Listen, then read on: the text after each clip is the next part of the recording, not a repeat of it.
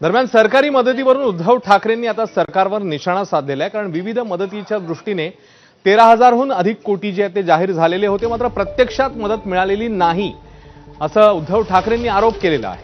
13,819 कोटी आपत्तीमध्ये वेगवेगळ्या सरकारने मंजूर केलेले आहेत, मात्र प्रत्यक्षात शेतकऱ्यांना आणि नुकसानग्रस्तांना मदत मिळाली नाही असा आरोप उद्धव ठाकरेंनी केला। 2020 ते सप्टेंबर 2025 या काळामध्ये मंजूर निधीची यादी ठाकरेंच्या शिवसेनेकडून सादर करण्यात आली।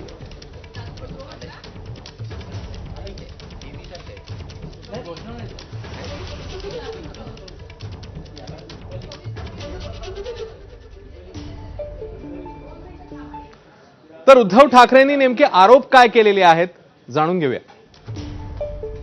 उद्धव ठाकरेंचे आरोप आहेत अवेळी पाऊस झाल्यामुळे मार्च मे या कालावधीत 2023च्या मंजूर निधी होता 551 कोटीच्या पेक्षा जास्त। अतिवृष्टी आणि पूर जून ते ऑक्टोबर 2023 1277 कोटी 98 लाख इतका मंजूर निधी होता, पण अजून मिळाला नाहीये।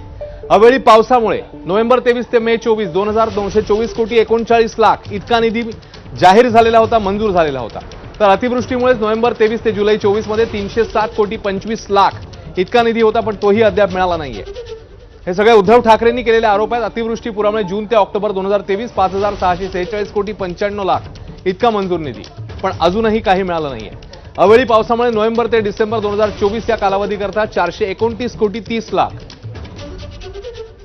तर चक्रीवादळामुळे 3 जून 2020 या दिवशी झालेल्या चक्रीवादळामुळे 15 कोटी 48 लाख हे नुकसानाकरता मंजूर झालेले होते, अजूनही मिळाले नाहीत असा आरोप उद्धव ठाकरेंनी केलाय।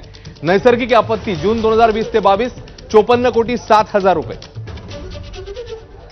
तर दुष्काळामुळे खरीप हंगाम 2023च्या कालावधीतल्या दुष्काळात 2443 कोटी 22 लाख।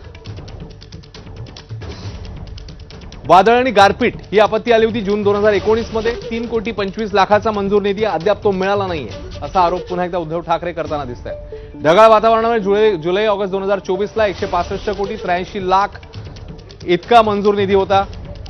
हे सगळे आरोप जे आहेत ते समोर येत आहेत।